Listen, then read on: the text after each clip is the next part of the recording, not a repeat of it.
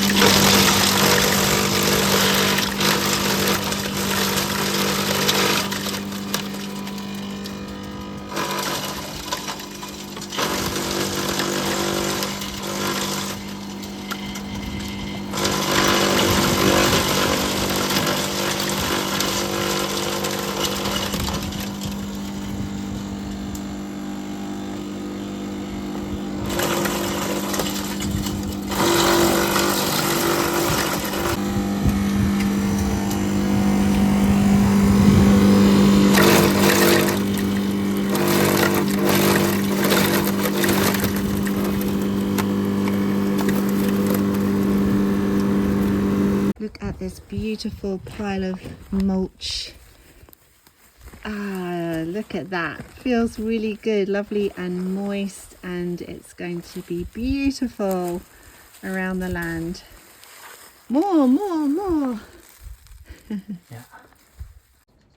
I'm just off into the old kitchen area to see what's been happening here this morning.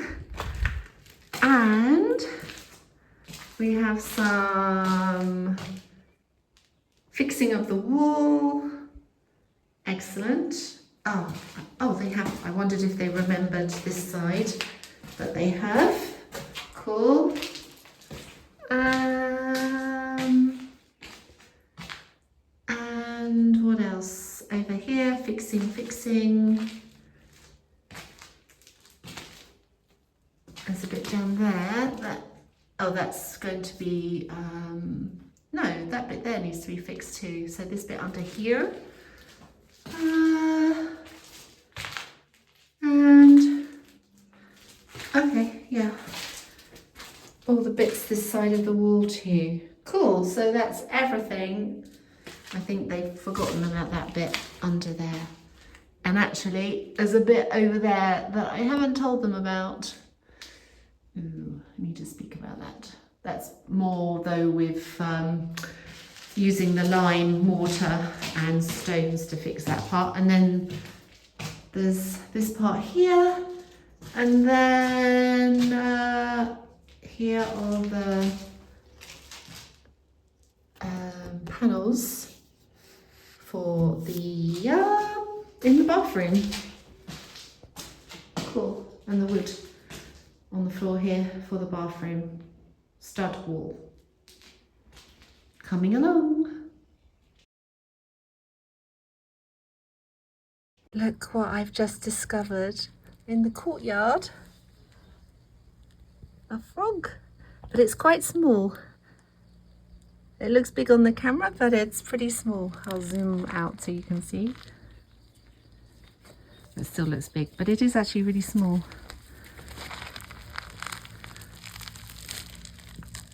Oh, I've lost it completely. Where have you gone? Oh yeah. There you go. He looks dead. It doesn't move at all. And so he's actually dead, but it's almost like he's died frozen in time. Look, it's so beautiful and It was perfect. dried. Yeah. Poor thing. Let's bury him. The grasses are growing pretty tall now in the field. And so what I want to do or need to do is around where I have plants like the oleanders here is to weed all around them before all of this grows and stops them from getting light. And I need to do the same thing around the vines. I've just squashed this grass down with my feet for the time being. Pull out everything that's growing around them. And then we're going to actually this year use some of the olive branches, sticks, the longer, stronger ones, and make a teepee over the top of them so that the vines then can grow up and around the teepees. I think that's going to look quite nice with maybe grapes hanging off from the vines on these beautiful tall teepees.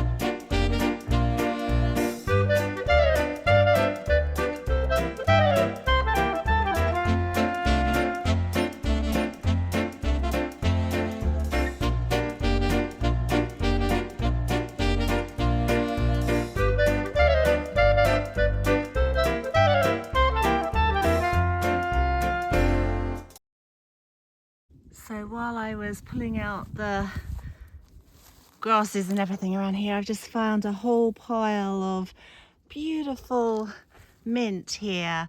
And we didn't think we had so much, but wow, there's a lot more mint tea coming up. Can you see Beijo's hiding in the grass? It's so sweet that he likes to hang out with us.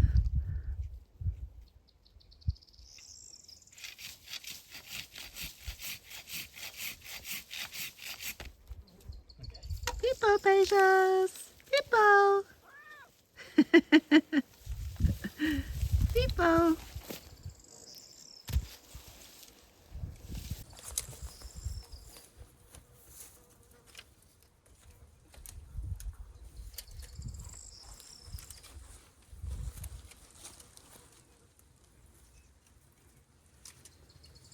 How wide do we want it? I mean, how...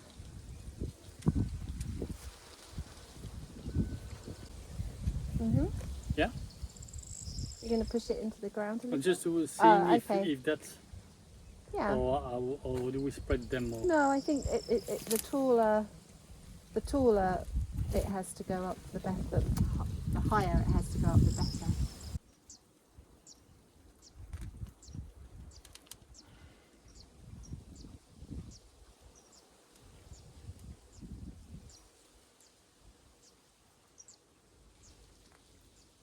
Okay, and around it.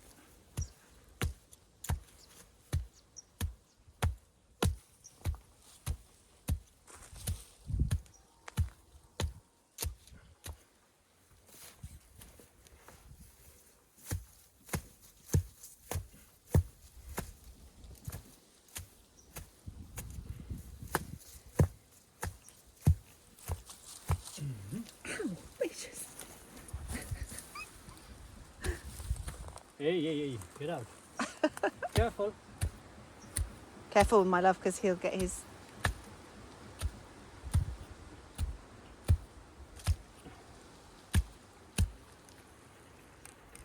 Beijo's trying to help, as normal. Hmm? Hey, Beijo's. Et voilà. Good job. Beijo's, don't attack the vine. No, come on. Off of the vine. Off of the vine. Off of the vine. Honestly. You're supposed to be helping. Hmm? I have purchased a Vevor, I think that's how you say it, Vevor dome tunnel greenhouse. But I'm not using it as a greenhouse. I just wanted it for its the archway. So all I'm going to be doing is putting together all the poles and yeah, creating an archway in this area of the field here. So just in this area here. And the idea is that I am going to grow things like passion fruit, which is maracujá in Portuguese, and jasmine, and really anything that grows over it. And then it will be like a walkway through this part of the field, because this area is the flattest part here, and it will then give me shade to plant other things underneath it as well. So to give you an idea where I am in the field, just up here is where the vegetable garden is, behind the Neshborough tree, and the entranceway is like over there. And so we walk down the pathway. Look at that, look at the beautiful oak tree. Ooh. Looks like it's going to rain at some point today again. So walk down this pathway that we have made here and round here, which then takes us down to the corner of the land over there where George is continuing with the fence.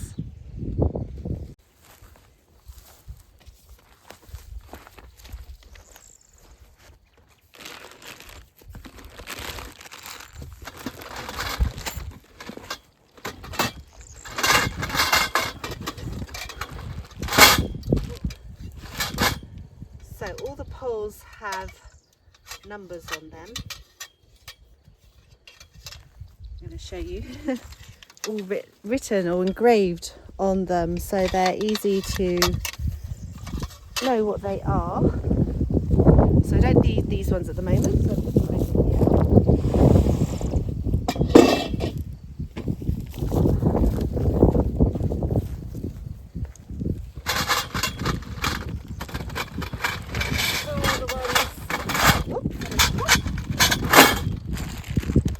These are all the bolts.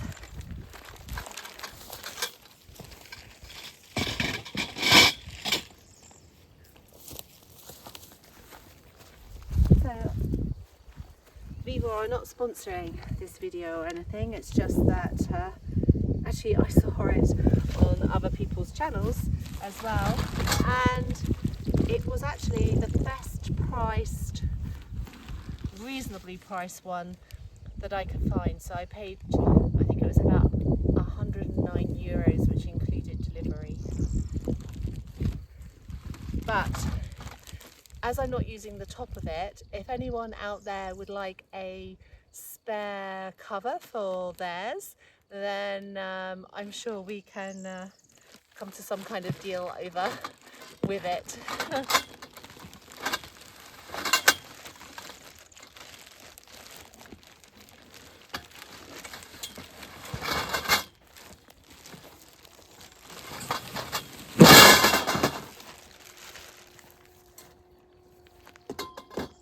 Okay,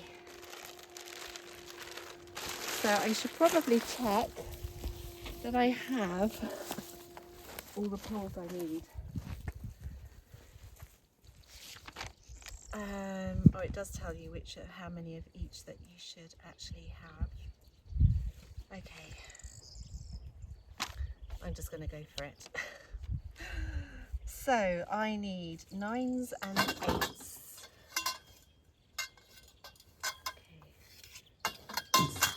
Ones, don't need those. What's that one? It's fallen out of it. Oh, that's an 8. Oh, ages.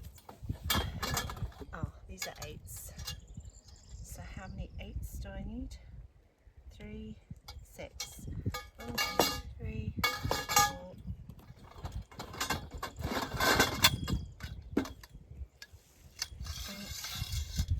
These are 4s. Oh no, here comes the rain. Uh-oh. Okay. I'm going to get ready to rush inside, I guess. 4s. Oh, 2 4s and 2 3s, which is exactly what I need for the ends. So let's put these where my markers are, which is around about here. Here.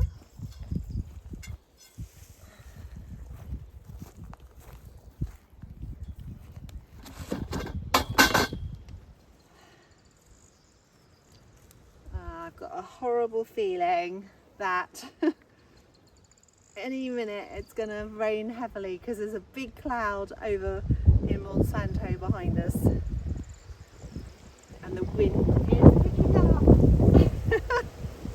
No, I'm going before it starts.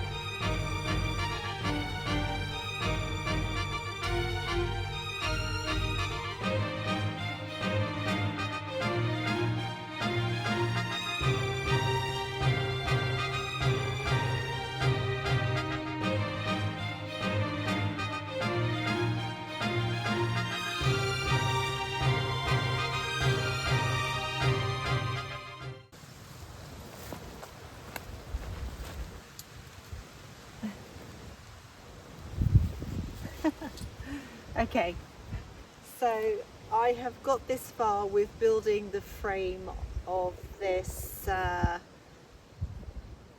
greenhouse, grow house, which is not going to be that, it's just going to be an archway. And now I need to dig so that the poles will be below the ground, surface of the ground, and covered in soil just to secure it more into the ground, because as you can see, I haven't tightened the screws, but it's pretty flimsy, and it's going to need every little bit of help to stay upright, I feel. Although I'm not putting the cover on, so it's not likely to, the wind's not really likely to get underneath it. And I think once all the frame's in place and all the nuts and bolts are done up tightly, it's going to be fine. But I just feel, well, if I dig it into the ground, then it's going to be more solid in the ground.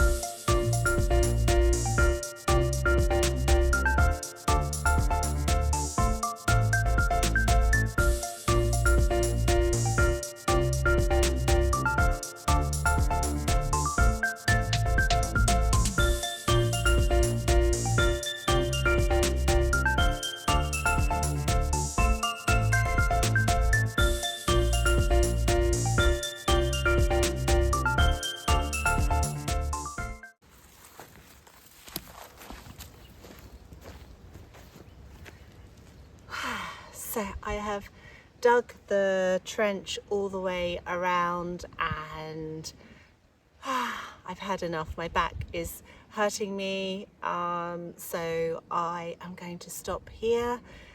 and hopefully I will get some more done before this video goes live on Sunday. But if I don't, then tune in next week to see the completion of this project. The builders have finished, for the time being at least, so let's take a look in here to see how it's all now looking. So the walls are all now patched as well.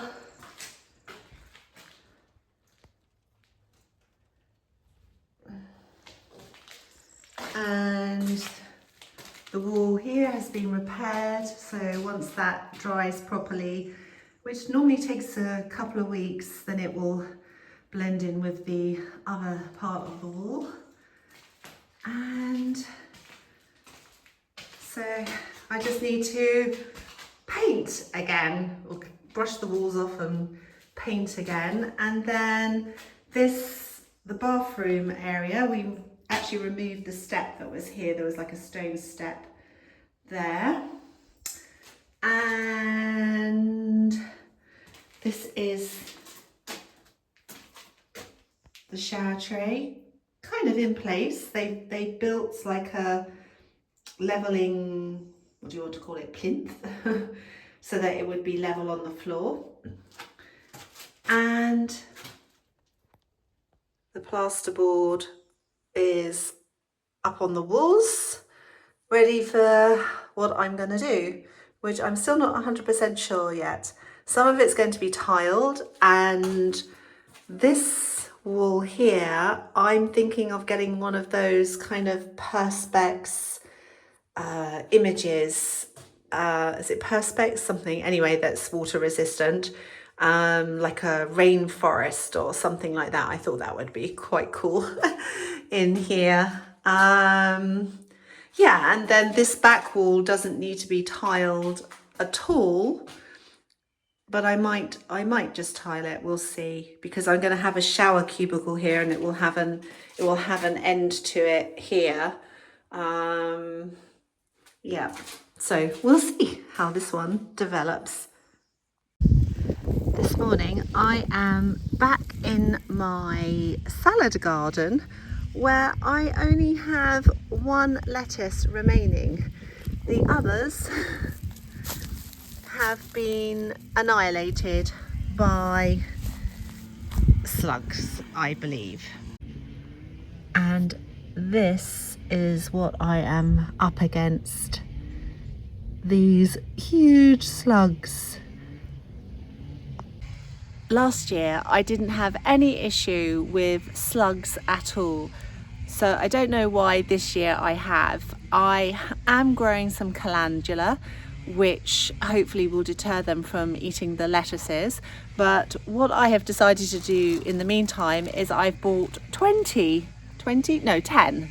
lettuces, which obviously would be, it's too much really to grow at one time, but I'm kind of thinking, okay, well, hopefully some of them will survive and be able to grow before the slugs start attacking them, as I'm putting in 10. So that's my theory. And as soon as I think that the calendula are big enough, then I will also put them out here as well.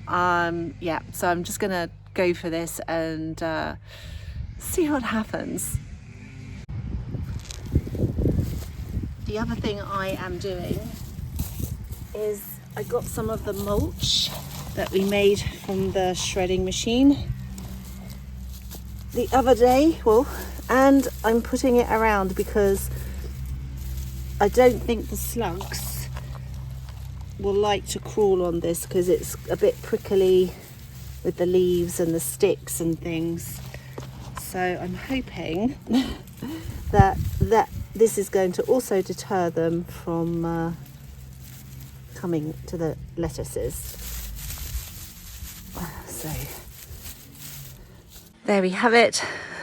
10 lettuces, no, 11 actually, 11 lettuces. So we're going to monitor this over the next few days and see how it goes.